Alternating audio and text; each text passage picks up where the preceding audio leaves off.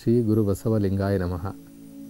ಶರಣ ಬಂಧುಗಳಿಗೆ ನನ್ನ ಭಕ್ತಿಪೂರ್ವಕ ಶರಣು ಶರಣಾರ್ಥಿಗಳು. ಬಂಧುಗಳೇ, ಬಸವಣ್ಣನವರು ಹಿಂದುಳಿದ ವರ್ಗದವರನ್ನು ಯಾವ ರೀತಿ ಧರ್ಮದ ಕಡೆಗೆ ಕರೆದುಕೊಳ್ಳಬೇಕು, ಆಧ್ಯಾತ್ಮಿಕದ ಕಡೆಗೆ ಕರೆದುಕೊಳ್ಳಬೇಕು, ಅವರಿಗೆ ಯಾವ ರೀತಿಯಾಗಿ ಸಂಸ್ಕಾರವನ್ನು ಬೋಧನೆ ಮಾಡಬೇಕು ಎನ್ನುವುದರ ಬಗ್ಗೆ ಸದಾ ಚಿಂತನೆಯಲ್ಲಿ ತೊಡಗಿದ್ದಾರೆ. ಯಾವಾಗಲೂ ಬಸವಣ್ಣನವರಿಗೆ ಈ ಸಮಾಜವನ್ನು ಉನ್ನತೀಕರಣ ಮಾಡಬೇಕು, ಈ ಸಮಾಜವನ್ನು ಶುದ್ಧ ಮಾಡಬೇಕು ಎನ್ನುವುದೇ ಬಸವಣ್ಣನವರ ಧ್ಯೇಯ ಮತ್ತು ಚಿಂತೆಯಾಗಿದೆ. ಇಲ್ಲಿ ಒಂದು ಕಡೆ ಅನುಭವ ಮಂಟಪವೆಂಬುವ ಒಂದು ಪವಿತ್ರವಾದಂತಹ, ಜನರನ್ನು ಪರಿವರ್ತನೆ ಮಾಡುವಂತಹ, ಭವಿಗಳನ್ನು ಭಕ್ತರನ್ನಾಗಿ ಮಾಡುವಂತಹ ಒಂದು ಕಾರ್ಯಾಗಾರವನ್ನು ಪ್ರಾರಂಭ ಮಾಡಿದ್ದಾರೆ. ಅದನ್ನು ನಾವು ಪಾರ್ಲಿಮೆಂಟ್ ಅಂತ ಕರಿಬೋದು, ಸಂಸತ್ ಅಂತ ಕರಿಬೋದು, ಅಥವಾ ಪ್ರಜಾಪ್ರತಿನಿಧಿಗಳ ಒಕ್ಕೂಟ ಅಂತ ಕರಿಬಹುದು, ಕಾಯಕ ಶರಣಜೀವಿಗಳ ಸಂಗಮ ಅಂತ ನಾವು ಸಹ ಕರಿಬಹುದು. ಇಲ್ಲಿ ಪ್ರತಿದಿನ ಆಧ್ಯಾತ್ಮಿಕ ಚಿಂತನೆಗಳು, ಸಂವಾದಗಳು ನಡೆಯುತ್ತಿವೆ. ಅನೇಕ ಅನುಭವಕಾರರು, ಸಾತ್ವಿಕರು, ಸಾಧಕರು ದಿನೇ ದಿನೇ ದಿನೇ ಬಂದು ಅನುಭವ ಮಂಟಪದಲ್ಲಿ ಬಂದು ಸೇರಿ ಅನುಭವಗಳನ್ನು ಹಂಚಿಕೊಳ್ಳುವುದರ ಮುಖಾಂತರ, ಆಧ್ಯಾತ್ಮಿಕ ಸಂವಾದಗಳನ್ನು ಮಾಡುವುದರ ಮುಖಾಂತರ ಅವರ ಜ್ಞಾನವನ್ನು ಹೆಚ್ಚಿಸಿಕೊಳ್ತಾ ಇದ್ದಾರೆ. ಮತ್ತು ಕೆಲವರು ಪ್ರಾರಂಭದಲ್ಲಿ ಭವಿಗಳಾಗಿ ಬಂದಂಥವರೆಲ್ಲರೂ ಸಹ ಭಕ್ತಿ ಸಾಧನೆಯಲ್ಲಿ ಉನ್ನತ ಸ್ಥಾನವನ್ನು ತಲುಪ್ತಾ ಇದ್ದಾರೆ. ಪರಿಣಿತರಾದಂತಹ ಶರಣರು ತಮ್ಮ ಕಾರ್ಯಕ್ಷೇತ್ರಗಳನ್ನು ಆಯ್ಕೆ ಮಾಡಿಕೊಂಡು ಅನೇಕ ಹಳ್ಳಿಗಳಿಗೆ, ಪಟ್ಟಣ ಪ್ರದೇಶಗಳಿಗೆ, ಹಿಂದುಳಿದ ವರ್ಗದವರು ವಾಸ ಮಾಡುವಂತಹ ಕೇರಿಗಳಿಗೆ ಹೋಗಿ ಧರ್ಮ ಪ್ರಚಾರದ ಕೆಲಸವನ್ನು ಸಹ ಮಾಡ್ತಾ ಇದ್ದಾರೆ. ಅದರಲ್ಲಿ ಎಚ್ಚರಿಕೆ ಕಾಯಕದ ಮುಕ್ತಿನಾಥಯ್ಯನವರ ಪಾತ್ರ ಅತಿ ದೊಡ್ಡ ಪಾತ್ರ. ಅವರು ಮುಂಜಾನೆ ಕೆಲವು ಕೇರಿಗಳಿಗೆ ಮತ್ತು ಪಟ್ಟಣದ ಪ್ರಮುಖ ಬೀದಿಗಳಲ್ಲಿ ಬೆಳಗಿನ ಜಾವ ಸುಮಾರು 4:30-5 ಗಂಟೆ ಸಮಯಗಳಲ್ಲಿ ಸಂಚಾರ ಮಾಡುತ್ತಾ ಎಲ್ಲ ಶರಣರನ್ನು 1 ಗಂಟೆ ಬಾರಿಸುವುದರ ಮುಖಾಂತರ ಎಚ್ಚರಗೊಳಿಸುವುದು. ಈ ಕಾಯಕಕ್ಕೆ ಅವರಿಗೆ ಬಂದ ಹೆಸರು ಎಚ್ಚರಿಕೆ ಕಾಯಕದ ಮುಕ್ತಿನಾಥಯ್ಯ ಅಂತ. 1 ಗಂಟೆ, ಆ ಗಂಟೆಯನ್ನು ಬಾರಿಸಿಕೊಂಡು ಶರಣರನ್ನು ಎಬ್ಬರಿಸುವುದೇ ಒಂದು ಕಾಯಕ.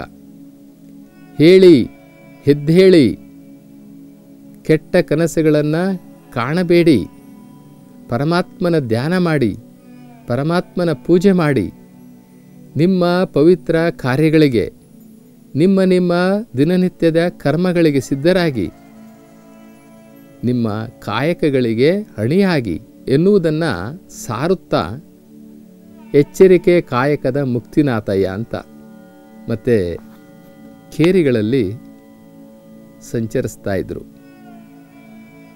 ಹೀಗೆ ಹಲವಾರು ಸಾಧಕರು, ಶರಣರು ಧರ್ಮ ಪ್ರಚಾರ ಕಾರ್ಯಕ್ಕೆ ಮುಂದಾಗ್ತಾರೆ. ಇಲ್ಲಿ ಸಮಗಾರ ಹರಳಯ್ಯನವರು ಇರುವಂತಹ ಕೇರಿನಲ್ಲೂ ಸಹ ಶರಣರು ಬಂದು ಧರ್ಮ ಪ್ರಚಾರ ಮಾಡ್ತಾ ಇದ್ದಾರೆ. ಆ ಧರ್ಮ ಪ್ರಚಾರಕರನ್ನು ಅಲ್ಲಿಯ ಜನ ಪರಿಪರಿಯಾಗಿ ಪ್ರಶ್ನೆಗಳನ್ನು ಕೇಳ್ತಾ ಇದ್ದಾರೆ. ನಮ್ಮಂಥ ಹಿಂದುಳಿದವರು, ನಮ್ಮಂಥ ಅಸ್ಪೃಶ್ಯರು ಪೂಜೆ ಮಾಡಲು ಸಾಧ್ಯವೇ? ಅನುಭವ ಮಂಟಪಕ್ಕೆ ಬರಲು ಸಾಧ್ಯವೇ? ಈ ಧರ್ಮ ಕಾರ್ಯದಲ್ಲಿ ಭಾಗವಹಿಸಲು ನಮಗೆ ಅರ್ಹತೆ ಇದೆಯೇ? ನಾವೆಲ್ಲರೂ ಸತ್ತ ಪ್ರಾಣಿಗಳನ್ನು ಹೊರುವವರು, ಕಸ ಗುಡಿಸುವವರು, ಸಮಾಜದ ಅನೇಕ ಸಣ್ಣ ಪುಟ್ಟ ಕಾಯಕಗಳನ್ನು ಮಾಡುವವರು ನಾವು. ಇಷ್ಟೊಂದು ನಿಕೃಷ್ಟವಾದ ಬದುಕನ್ನು ಬದುಕುತ್ತಾ ಇರುವ ನಾವು ಆ ಮುಕ್ತಿ ಸಾಧನೆಯ ಹಾದಿಗೆ ನಾವು ಬರಲು ಸಾಧ್ಯವೇ ಎಂಬುದಾಗಿ ಪರಿಪರಿಯಾಗಿ ಕೇಳ್ತಾ ಇದ್ದಾರೆ. ಅವರನ್ನು ಈ ಶರಣರು ಸಂತೈಸ್ತಾ ಇದ್ದಾರೆ. ಅನೇಕ ವಚನಗಳ ಉದಾಹರಣೆಗಳನ್ನು ಕೊಟ್ಟು ಸಂತೈಸ್ತಾ ಇದ್ದಾರೆ. ಅಲ್ಲಿ ಹರಳಯ್ಯನವರು ಈ ಎಲ್ಲರ ಶರಣರ ಮಾತುಗಳಿಗೆ ಮನಸೋತು, ಆಹಾ, ಬಸವಣ್ಣನವರು ಎಂತಹ ಸಾತ್ವಿಕರನ್ನು ಇಲ್ಲಿಗೆ ಕಳಿಸ್ಕೊಟ್ಟಿದ್ದಾರೆ, ನಮ್ಮೆಲ್ಲರ ಮನಸ್ಸುಗಳು ಪುಳಕಿತವಾಯಿತು, ಪಾವನವಾಯಿತು ಅಂತ ಹೇಳಿ ಆ ಹಿಂದುಳಿದ ಕೇರಿಯ ಜನರೆಲ್ಲರೂ ಪರಿವರ್ತನಾ ಮಾರ್ಗದಲ್ಲಿ ಇದ್ದಾರೆ.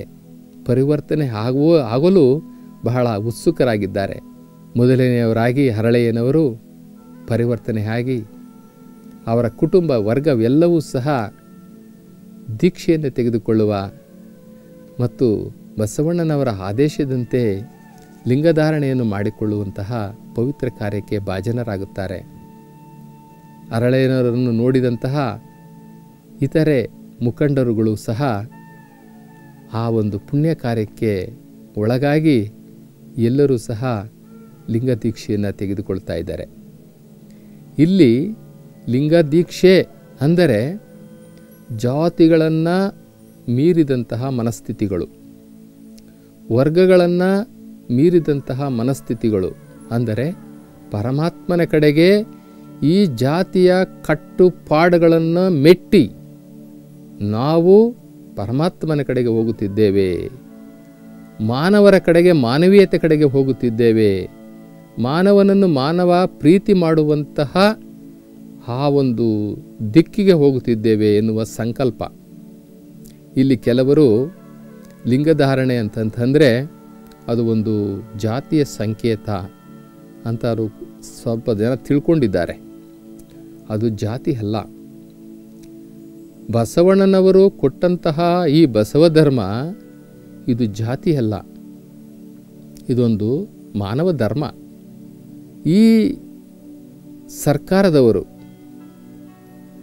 ಬಸವಣ್ಣನವರು ಕೊಟ್ಟಂತಹ ಬಸವ ಧರ್ಮವನ್ನು ತಪ್ಪಾಗಿ ಅರ್ಥೈಸಿಕೊಂಡು ಜಾತಿಯ ಪಟ್ಟಿಯಲ್ಲಿಟ್ಟಿದ್ದರೆ ಅದು ಬಸವಣ್ಣನವರಿಗೆ ಮಾಡಿದಂತಹ ಘನಘೋರ ಅಪರಾಧ. ಈ ಪ್ರಜಾಪ್ರಭುತ್ವ ಬಸವಣ್ಣನವರಿಗೆ ಎಸಗಿರುವಂತಹ ಅಪರಾಧ, ತಪ್ಪು. ಈ ನಾಡಿನಲ್ಲಿ ಅಚ್ಚ ಕನ್ನಡದಲ್ಲಿ ವಚನಗಳನ್ನು ರಚಿಸಿ ಆಧ್ಯಾತ್ಮಿಕ ವಿಚಾರಗಳನ್ನು, ಮಾನವ ಕುಲದ ಉನ್ನತ ಸ್ಥಾನದ ವಿಚಾರಗಳನ್ನು ಈ ಜಗತ್ತಿಗೆ ಕೊಟ್ಟಂಥ ಬಸವಣ್ಣನವರನ್ನು ನಾವು ಜಾತಿ ನಾಯಕನನ್ನಾಗಿ ಮಾಡಿದರೆ ಅದಕ್ಕಿಂತ ಅಪರಾಧ ಮತ್ತೊಂದಿಲ್ಲ.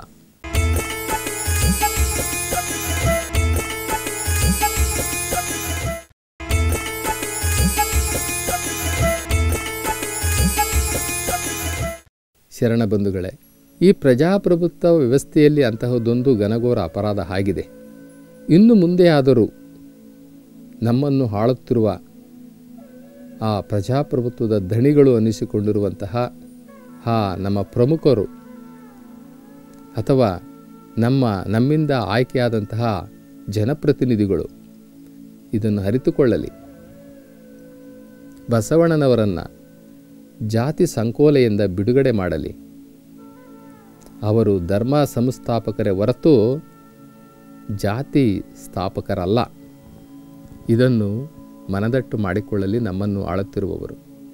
ಅಲ್ಲಿ ಹರಳಯ್ಯನವರು ಬಸವಣ್ಣನವರ ತತ್ವ ವಿಚಾರಗಳನ್ನು, ಮಾನವ ಸಂದೇಶಗಳನ್ನು ಒಪ್ಪಿಕೊಂಡು ಅವರ ಕುಟುಂಬ ವರ್ಗ ಅಲ್ಲದೆ ಆ ಹಿಂದುಳಿದ ವರ್ಗದ ಕೇರಿಯ ಜನರೆಲ್ಲರೂ ಸಹ ಪರಿವರ್ತನೆಯಾಗಿ ಇಷ್ಟಲಿಂಗ ಧಾರಣೆಯನ್ನು ಮಾಡಿಕೊಳ್ಳುತ್ತಿದ್ದಾರೆ. ಆ ಇಷ್ಟಲಿಂಗ ಅಂದರೆ ಏನು? ಅದು ಈ ಬ್ರಹ್ಮಾಂಡದ ಕುರುಹು ನಿರಾಕಾರ ಪರಮಾತ್ಮನ ಸಾಕಾರ ರೂಪ. ಆ ನಿರಾಕಾರ ಪರಮಾತ್ಮನ ಆ ಸಾಕಾರ ರೂಪವನ್ನು ಎದೆ ಮೇಲೆ ಧರಿಸಿಕೊಳ್ಳುವುದರ ಮುಖಾಂತರ ಎಲ್ಲರೂ ಪಾವನರಾಗುತ್ತಿದ್ದಾರೆ. ಒಂದು ದಿನ ಬಸವಣ್ಣನವರು ತಮ್ಮ ಆಡಳಿತದ ಕಾರ್ಯಗಳನ್ನು ಮುಗಿಸಿಕೊಂಡು ಅರಮನೆಯಿಂದ ನೇರವಾಗಿ ಹರಳಯ್ಯನವರು ಇರುವಂತಹ ಆ ಹಿಂದುಳಿದ ವರ್ಗದವರು ವಾಸ ಮಾಡುವಂತಹ ಆ ಕೇರಿಗಳಿಗೆ ಬರುತ್ತಿದ್ದಾರೆ. ಹೇಗೆ ಬರುತ್ತಿದ್ದಾರೆ ಅಂದರೆ, ಬಿಳಿ ಅಶ್ವವನ್ನು ಏರಿ ಸೂರ್ಯನಂತೆ ಹೊಳೆಯುವಂತಹ ತೇಜಸ್ಸಿರುವ ಆ ಮುಖವುಳ್ಳ ಆ ಬಸವಣ್ಣನವರು ಆಗಮಿಸುತ್ತಿದ್ದಾರೆ. ಅದು ಹರಳಯ್ಯನವರ ಕೇರಿಯ ಜನಕ್ಕೆ ತಿಳಿದಿದೆ. ಎಲ್ಲರೂ ಕಾತುರದಿಂದ, ಆತುರದಿಂದ, ಭಕ್ತಿಯಿಂದ, ಗೌರವಗಳಿಂದ, ಧನ್ಯತೆಯಿಂದ ಬಸವಣ್ಣನವರನ್ನು ಬರಮಾಡಿಕೊಳ್ಳಲು ಕಾಯುತ್ತಿದ್ದಾರೆ. ಅವರ ಮನಸ್ಸುಗಳು ಹೇಳುತ್ತಿವೆ, ಬಿದ್ದಂತಹ ನಮ್ಮನ್ನು ಎತ್ತಿದವ ಬಸವಣ್ಣ. ಆದರೆ ನಾವೇನು ಮಾಡಿದ್ದೀವಿ? ಎತ್ತೇ ಬಸವಣ್ಣ ಅಂತ ತಿಳ್ಕೊಂಡಿದ್ದೀವಿ. ಎಂಥ ಮೂಢರು, ನಾವೆಂಥ ಮೂಢರು. ಬಿದ್ದವರನ್ನು ಎತ್ತಿದವ ಬಸವಣ್ಣ, ಎತ್ತು ಬಸವಣ್ಣ ಅಲ್ಲ. ಯಾವುದೋ ಪುರಾಣ ಪುಣ್ಯ ಕಥೆಗಳಲ್ಲಿ ಯಾರೋ ಅವರ ಚೇಷ್ಟೆಗೆ ಬರೆದಿಟ್ಟಂತಹ ಪುರಾಣಗಳಲ್ಲಿ ಇರುವಂತಹ ಎತ್ತನ್ನು ತೆಗೆದುಕೊಂಡು ಬಂದು ಈ ಬಸವನೇ ಆ ಬಸವ, ಆ ಎತ್ತೇ ಬಸವ ಎಂಬುದಾಗಿ ಗುಡಿಗಳನ್ನು ಕಟ್ಟಿ ಇಂದಿಗೂ ಸಹ ಬಸವಣ್ಣನವರ ಗುಡಿಗಳು ಅಂತ ಹೇಳಿಕೊಂಡು ಬಸವಣ್ಣನವರ ಹೆಸರಿನಲ್ಲಿ ಬಸವ ಜಯಂತಿಗಳನ್ನು ಮಾಡುತ್ತಿದ್ದಾರಲ್ಲ, ಆಹಾ, ಅದೆಂತಹ ಮೌಢ್ಯ, ಅದೆಂತಹ ಮೂಢತನ. ಇದು ನಮ್ಮ ಮೂಢತನಕ್ಕೆ, ನಮ್ಮ ಮೌಢ್ಯಕ್ಕೆ ಹಿಡಿದ ಕನ್ನಡಿ ಸಾಕ್ಷಿಗಳಿವೆಲ್ಲವೂ ಸಹ. ವಚನ ಸಾಹಿತ್ಯವನ್ನು ಕೊಟ್ಟಂತಹ ಬಸವಣ್ಣನವರೆಲ್ಲಿ? ಈ ಪುರಾಣದಲ್ಲಿ ಬರುವಂತಹ ಈ ಎತ್ತುಗಳೆಲ್ಲಿ? ಆದರೆ ಇಲ್ಲಿ ಹರಳಯ್ಯನವರು ಬಸವಣ್ಣನವರ ಸಾಕ್ಷಾತ್ ಪರಮಾತ್ಮ ಬರುತ್ತಿದ್ದಾನೆ, ಆ ಪರಮಾತ್ಮನ ಪ್ರತಿನಿಧಿ ಬರುತ್ತಿದ್ದಾರೆ. ಆ ಸಾಕಾರ ಮೂರ್ತಿ, ಆ ಮಮಕಾರ ಮೂರ್ತಿ ಬರ್ತಾ ಇದ್ದಾರೆ ಅಂತ ಹೇಳಿ ಭಕ್ತಿ ಭಾವಗಳಿಂದ ಅವರನ್ನು ಬರಮಾಡಿಕೊಳ್ಳಲು ಕಾಯ್ತಾ ಇದ್ದಾರೆ. ಇನ್ನೇನು ಬಸವಣ್ಣನವರು ಬಿಳಿ ಅಶ್ವರೂಢರಾಗಿ ಬರುವುದನ್ನು ನೋಡಿ ಹರಳಯ್ಯನವರು ಅವರ ಮನೆಯ ಪರಿವಾರದವರನ್ನು ಜೋರಾಗಿ ಕೂಗುತ್ತಿದ್ದಾರೆ. ಕಲ್ಯಾಣಿ, ಕಲ್ಯಾಣಿ ಅಂದರೆ ಅವರ ಧರ್ಮಪತ್ನಿ, ಎಲ್ಲಿದೆಯಾ, ಎಲ್ಲಿದೆಯಾ? ಮತ್ತೆ ಅವರ ಮಗನನ್ನು ಜೋರಾಗಿ ಕರೀತಾ ಇದ್ದಾರೆ. ಅವರು ಭಾವಪರವಶರಾಗಿದ್ದಾರೆ. ಆ ಪುಣ್ಯಾತ್ಮನನ್ನು ನೋಡಿ ಕಣ್ಣು ತುಂಬಿಕೊಳ್ಳಲು ಕಾತುರವಾಗಿದ್ದಾರೆ.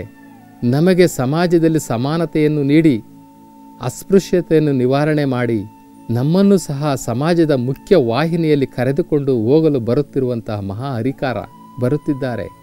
ನಾವೆಲ್ಲರೂ ಪವಿತ್ರರಾದೆವು, ನಮ್ಮ ಬೀದಿ ಪವಿತ್ರವಾಯಿತು, ನಮ್ಮ ಈ ನೆಲ ಪವಿತ್ರವಾಯಿತು ಎನ್ನುವ ಪುಳಕಿತ ಮನೋಭಾವದಿಂದ, ಧನ್ಯತೆಯ ಮನೋಭಾವದಿಂದ ಆ ಕಡೆಯೇ ನೋಡುತ್ತಿರುವಾಗ ಬಸವಣ್ಣನವರು ಹರಳಯ್ಯನವರ ಮನೆಗೆ ಬಂದೇ ಬಿಟ್ಟರು. ಶೀಲವಂತ ಆದಿಯಾಗಿ ಎಲ್ಲರೂ ಬಸವಣ್ಣನವರ ಸೇವೆಯನ್ನು ಮಾಡಲು ಸಿದ್ಧರಿದ್ದಾರೆ. ಒಳಗಡೆ ಬಸವಣ್ಣನವರ ಪ್ರವೇಶವಾಗುತ್ತದೆ. ಶರಣು ಹರಳಯ್ಯನವರೇ ಎಂದು ಹೇಳಿ ಬಸವಣ್ಣನವರು ಹರಳಯ್ಯನವರ ಮನೆಯ ಒಳಗಡೆ ಹೋಗಿ ಅವರ ಆತಿಥ್ಯವನ್ನು ಸ್ವೀಕಾರ ಮಾಡಿ ಕಲ್ಯಾಣಮ್ಮ ತಾಯಿ ನೀಡಿದಂತಹ ಆ ರಾಗಿಯ ಹಂಬಲಿಯನ್ನು ಸವಿಯುತ್ತಿದ್ದಾರೆ. ರಾಗಿ ಹಂಬಲಿ ಎಂತಹದು? ಭಕ್ತಿ ತುಂಬಿರುವಂತಹ, ಧನ್ಯತೆ ತುಂಬಿರುವಂತಹ, ವಿಶ್ವಾಸ ತುಂಬಿರುವಂತಹ, ಪೂಜ್ಯತೆ ತುಂಬಿರುವಂತಹ ಆ ರಾಗಿ ಹಂಬಲಿ ಬಸವಣ್ಣನವರ ಮನಸ್ಸಿಗೆ ಅದೆಷ್ಟು ಸಂತೋಷವಾಗಿರಬಹುದು. ಆ ಪರಮಾತ್ಮನೇ ನಮ್ಮ ಮನೆಗೆ ಪ್ರಸಾದಕ್ಕೆ ಬಂದರೆ ಭಕ್ತರಿಗೆ ಅದೆಷ್ಟು ಸಂತೋಷವಾಗುತ್ತದೆ. ಅಂತಹ ವಾತಾವರಣ ಅಲ್ಲಿ ಸೃಷ್ಟಿಯಾಗಿದೆ. ಬಸವಣ್ಣನವರು ಹರಳಯ್ಯ ಕಲ್ಯಾಣಮ್ಮನವರ ಭಕ್ತಿಯ ಆತಿಥ್ಯವನ್ನು ಸ್ವೀಕರಿಸಿ ಹೊರಗಡೆ ಹೊರಟಿದ್ದಾರೆ. ಹೋಗುವ ಸಂದರ್ಭದಲ್ಲಿ ಹರಳಯ್ಯನವರನ್ನು ಒಂದು ಸಲ ತಬ್ಬಿಕೊಂಡು ವಿಶ್ವಾಸ ಮನೋಭಾವದಿಂದ ಹೋಗಿ ಬರುತ್ತೇನೆ ಹರಳಯ್ಯನವರೇ, ಶರಣಾರ್ಥಿ ಎಂಬುದಾಗಿ ಹೇಳಿ ಹೊರಡುತ್ತಾರೆ. ಅದಕ್ಕೆ ಪ್ರತಿಯಾಗಿ ಹರಳಯ್ಯನವರು ಶರಣು ಅಣ್ಣನವರೇ, ಶರಣು ಎಂಬುದಾಗಿ ಒಂದೇ ಸಲ ಹೇಳುತ್ತಾರೆ. ಬಸವಣ್ಣನವರು ಬಿಳಿ ಅಶ್ವವನ್ನು ಹೇರಿ ಹೊರಟ ನಂತರ ಅರಳೆಯನವರಿಗೆ ಒಂದು ಚಿಂತೆ ಕಾಡತೊಡಗುತ್ತದೆ. ಅರಳೆಯನವರು ಕಲ್ಯಾಣಮ್ಮ ಮತ್ತು ಮಗ ಶೀಲವಂತನನ್ನು ಕುರಿತು ಒಂದು ಸಮಾಲೋಚನೆ ಮಾಡ್ತಾ ಇದ್ದಾರೆ. ಏನು ಅಂತಂದರೆ, ಒಂದು ಚಿಂತೆಗೀಡಾಗಿದ್ದಾರೆ ಅರಳೆಯನವರು. ನಾನು ಬಸವಣ್ಣನವರಿಗೆ ಒಂದೇ ಬಾರಿಗೆ ಶರಣು ಎಂದು ಹೇಳಿದೆ. ಅದಕ್ಕೆ ಬಸವಣ್ಣನವರು 2 ಸಲ ಶರಣಾರ್ಥಿ ಎಂಬುದಾಗಿ ಒಂದು ಶರಣನ್ನು ಹೆಚ್ಚಾಗಿ ಹೇಳಿ ನನಗೆ ಭಾರವನ್ನು ಉಂಟು ಮಾಡಿದ್ದಾರೆ.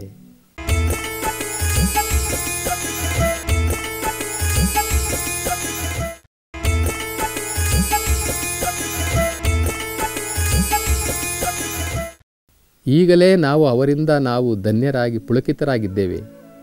ಇಂತಹ ಸಂದರ್ಭದಲ್ಲಿ ನಾವು 10 ಜನ್ಮವೆತ್ತಿದರೂ ಸಹ ಬಸವಣ್ಣನವರ ಋಣ ತೀರಿಸಲು ಸಾಧ್ಯವಿಲ್ಲ.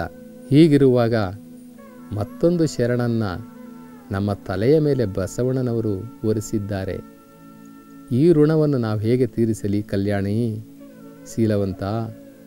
ಈ ಋಣವನ್ನು ನಾವು ಹೇಗೆ ತೀರಿಸುವುದು ಎಂಬುದಾಗಿ ದುಃಖಪಡುತ್ತಿದ್ದಾರೆ ಅರಳೆಯನವರು.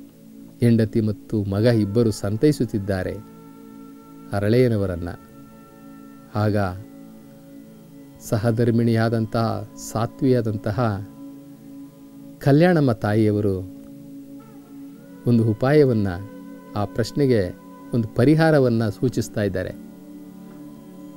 ಅದೇನಪ್ಪ ಅಂದರೆ, ಯಾವಾಗಲೂ ಹೆಂಡತಿ ಗಂಡನಿಗೆ ಸಹಧರ್ಮಿಣಿಯಾಗಿ ಮುಕ್ತಿ ಮಾರ್ಗದಲ್ಲಿ ಯಾವಾಗಲೂ ಸಹಾಯಕಲಾಗಿ ನಿಂತಿರುತ್ತಾಳೆ.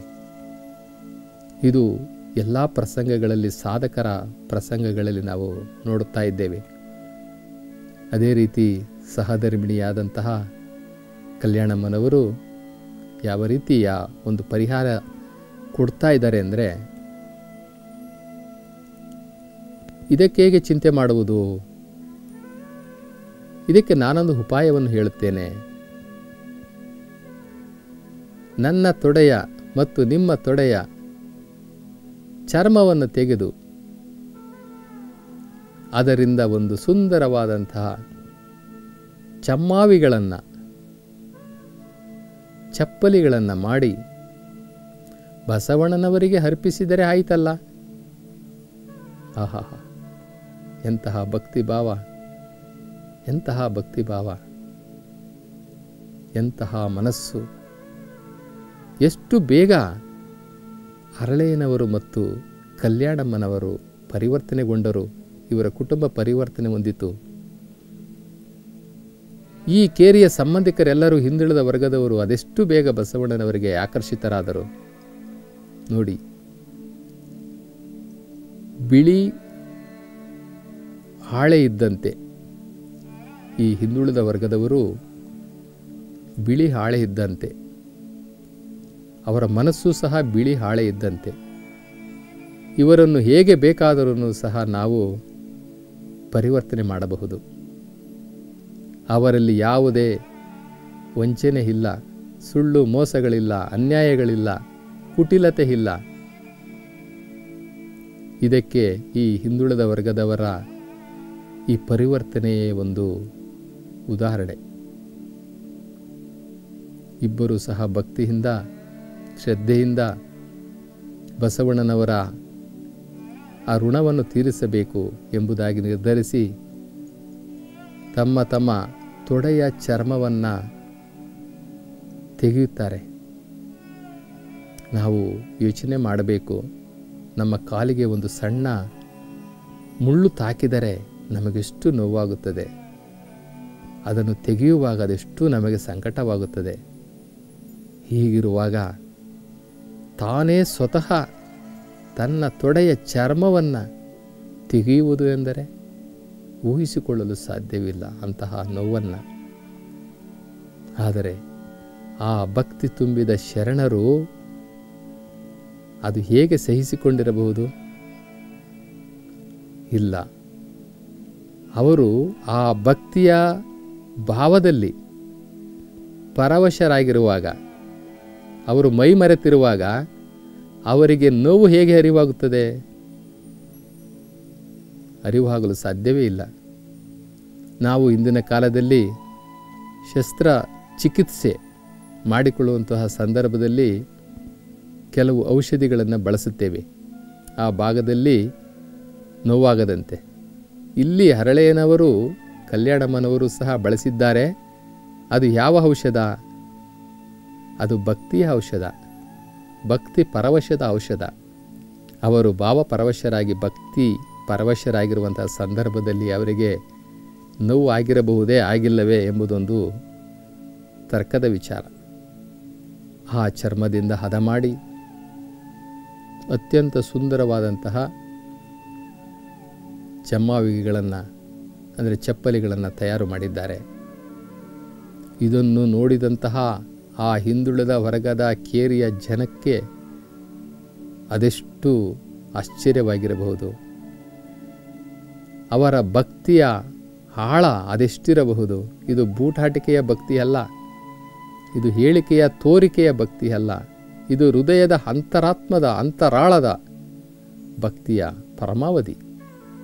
ಇಂತಹ ಭಕ್ತರು ಆ ಚಪ್ಪಲಿಗಳನ್ನು ಮಾಡಿಕೊಂಡು ಒಂದು ಬುಟ್ಟಿಯಲ್ಲಿ ಹಿಟ್ಟು ರೇಷ್ಮೆ ಬಟ್ಟೆಯಿಂದ ಮುಚ್ಚಿಕೊಂಡು ಅದನ್ನು ಬಸವಣ್ಣನವರಿಗೆ ಸಮರ್ಪಣೆ ಮಾಡಲು ಬರುತ್ತಿದ್ದಾರೆ. ಬಸವಣ್ಣನವರ ಮಹಾಮನೆಗೆ ಬಂದಿದ್ದಾರೆ. ಅಲ್ಲಿ ಅಸಂಖ್ಯಾತ ಭಕ್ತರ ಬಳಗ, ಶರಣರು ಸಾವಿರಾರು ಸಂಖ್ಯೆಯಲ್ಲಿ ಪ್ರತಿದಿನ ಬಸವಣ್ಣನವರ ದರ್ಶನಕ್ಕೆ ಬಂದು ಹೋಗುತ್ತಿದ್ದಾರೆ. ಆ ಜನರಲ್ಲಿ ಯಾವುದೋ ಒಂದು ಮೂಲೆಯಲ್ಲಿ ಹರಳೆಯನವರು, ಕಲ್ಯಾಣಮ್ಮನವರು ನಿಂತಿದ್ದಾರೆ. ಬಸವಣ್ಣನವರು ಮಹಾಮಹಿಮರು, ಮಂತ್ರಪುರುಷ, ತ್ರಿಕಾಲಜ್ಞಾನಿ. ಇವರು ಹರಳೆಯನವರನ್ನು ಗುರುತಿಸುವ ಮತ್ತು ಒಳಗಡೆ ಕರೆಯುವ ಆ ಬಗೆ ಇದೆಯಲ್ಲ, ಅದು ಅಂತರ್ಮುಖಿಗಳಾಗಿ ಬಸವಣ್ಣನವರು ಹೇಗೆ ಗಮನಿಸಿದರು ಹರಳೆಯನವರ ಆಗಮನವನ್ನು ಅನ್ನುವುದು ಒಂದು ರೋಮಾಂಚನವಾದಂತಹ ಪ್ರಸಂಗ. ಹೇಗೆ ಹರಳೆಯರವರನ್ನು ಒಳಗಡೆ ಕರೆಸಿಕೊಳ್ಳುತ್ತಾರೆ, ಹೇಗೆ ಸತ್ಕರಿಸುತ್ತಾರೆ ಅನ್ನುವುದು ನಿಜಕ್ಕೂ ಕೂಡ ಹೃದಯ ಸ್ಪಂದಿ ಮಾತೃ ಹೃದಯಿ.